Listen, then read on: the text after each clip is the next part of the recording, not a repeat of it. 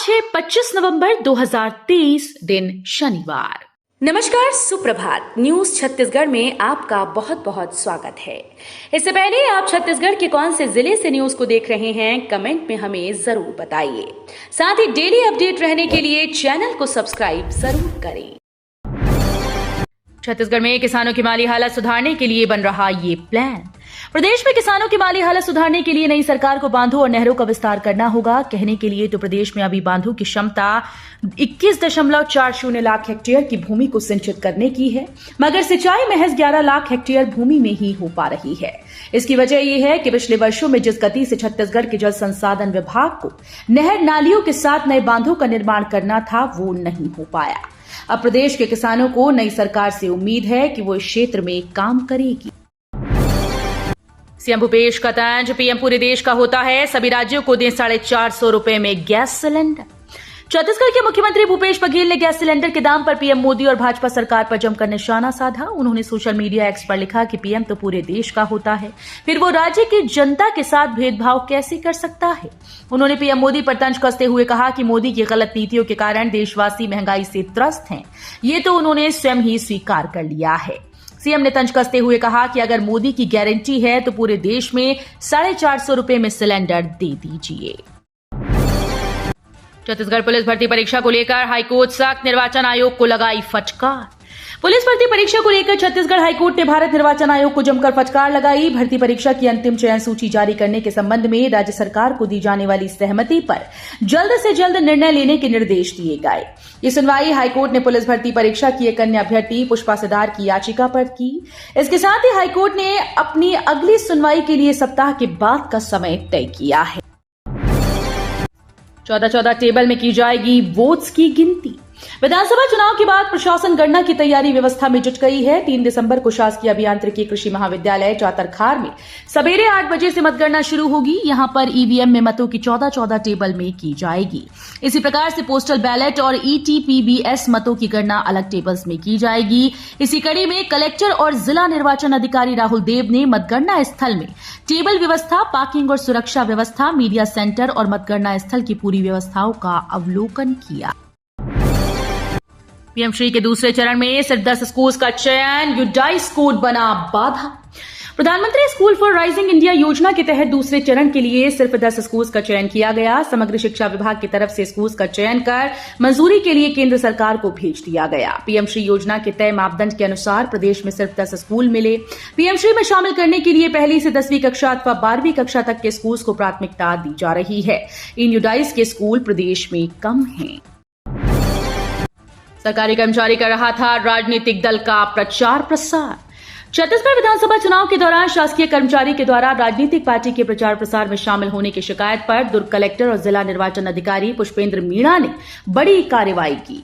शिकायत की जांच करने के बाद शासकीय कर्मचारी के द्वारा राजनीतिक पार्टी के प्रचार प्रसार में शामिल होना पाया गया, जिसके बाद जिला निर्वाचन अधिकारी ने तत्काल शासकीय कर्मचारी को निलंबित कर दिया।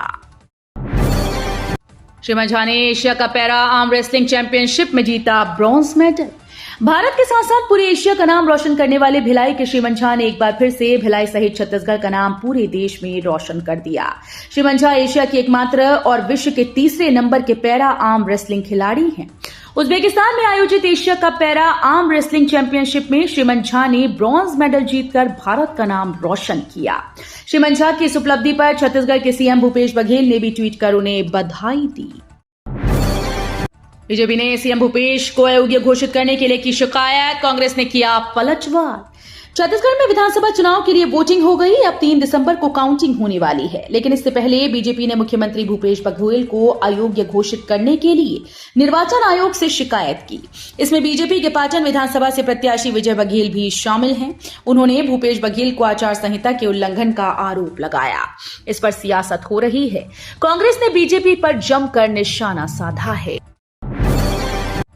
12 दिनों में ही 1400 रुपए महंगा हुआ सोना। शादी सीजन में और बढ़ने लगी कीमत। त्योहारी सीजन में जहां दोनों कीमती धातुओं में गिरावट थी और उपभोक्ताओं द्वारा जबरदस्त खरीदारी की जा रही थी, अब शादी सीजन में 12 दिनों में ही सोने की कीमतों में जबरदस्त तेजी आई और सोना 1400 रुपए महंगा हो गया। रायपुर सराफा बाजार में गुरुवार 23 नवंबर की शाम को रायपुर सराफा बाजार में सोना प्रति 10 ग्राम 63,200 रुपए और चांदी प्रति किलो 74,100 रुपए रही। कड़े मुकाबले के कारण भावी विधायकों पर पार्टीज की पैनी नजर। छत्तीसगढ़ में कांग्रेस और भाजपा दोनों सरकार बनाने का दावा जरूर कर रही हैं, लेकिन उन्हें अपने भावी विधायकों की खरीद फरोख्त की चिंता भी सता रही है। पार्टीज को आंतरिक सर्वे में जिस तरह की रिपोर्ट मिल रही है, उससे वे बहुमत के आसपास पहुंच रही हैं। यानी जिस भी पार्टी के सामने बहुमत के लिए इक्का दुक्का विधायक की कमी रहेगी, वो खरीद फरोख्त का खेल कर सकती है। नक्सलियों के लगाए आईईडी विस्फोट से 2 मजदूरों की मौत, एक गंभीर।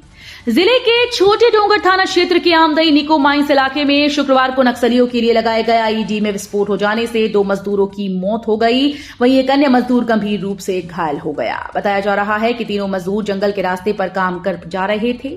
इसी दौरान ये घटना हुई। बता दें कि सुरक्षा बलों को नुकसान पहुंचाने के लिए नक्सली जंगल के रास्तों पर जगह जगह आईईडी लगाकर रखते हैं। घायल मजदूर को छोटे डोंगर अस्पताल में भर्ती किया गया।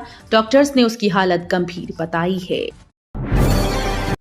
राजधानी में रोज 25 से ज्यादा डॉग बाइट के मामले, बधियाकरण सिर्फ 16 का। राजधानी के पौष इलाकों से लेकर झुग्गी बस्तियों तक कुत्तों का आतंक लगातार बढ़ता जा रहा है। इसे लेकर निगम प्रशासन गंभीरता नहीं दिखा रहा। अंबेडकर अस्पताल, जिला अस्पताल और निजी अस्पतालों के आंकड़े बताते हैं कि रोजाना 20 से 25 नए मामले डॉग बाइट के देखे जाते हैं।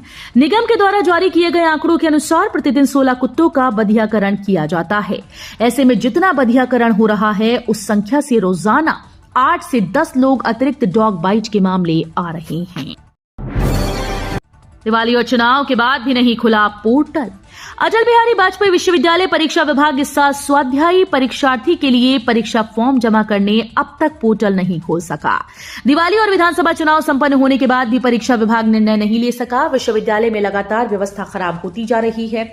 युवाओं में इसे लेकर गहरी नाराजगी पनप रही है। स्थिति ये है तो आने वाले दिनों में छात्रों की मुश्किलें और बढ़ेंगी। अटल बिहारी वाजपेयी विश्वविद्यालय परीक्षा विभाग प्राइवेट के आवेदन फॉर्म अमूमन अक्टूबर या नवंबर के प्रथम पखवाड़े में प्रक्रिया आरंभ कर देता है। रेल यात्रियों की बड़ी परेशानी, छत्तीसगढ़ से चलने वाली 18 ट्रेन रद्द। छत्तीसगढ़ से होकर चलने वाली 18 ट्रेन को रद्द कर दिया गया। इसके साथ ही कई ट्रेन परिवर्तित मार्ग से चलेंगी। दरअसल उत्तर मध्य रेलवे के आगरा रेल मंडल में मथुरा यार्ड का आधुनिकीकरण किया जाएगा। इस काम के फलस्वरूप कुछ यात्री ट्रेन रद्द रहेंगी। इन ट्रेन के रद्द होने के कारण दक्षिण पूर्व मध्य रेलवे के रायपुर स्टेशन से उत्तर प्रदेश जाने वाली कई ट्रेन रद्द रहेंगी। छत्तीसगढ़ के कई इलाकों में हल्की बारिश के आसार, 4 दिनों बाद पड़ेगी कड़ाके की ठंड। छत्तीसगढ़ में मौसम का मिजाज बदलने वाला है। प्रदेश में कुछ दिनों के बाद कड़ाके की ठंड पड़ने वाली है। हालांकि इस सप्ताह तक न्यूनतम तापमान और अधिकतम तापमान में कोई विशेष बदलाव की संभावना नहीं। इसके बाद अच्छी ठंड पड़ने की संभावना है। इसके साथ ही कई इलाकों में हल्की बारिश की भी संभावना है। मौसम विभाग के अनुसार आने वाले 4 दिनों तक न्यूनतम और अधिकतम तापमान में कोई विशेष बदलाव होने की संभावना नहीं।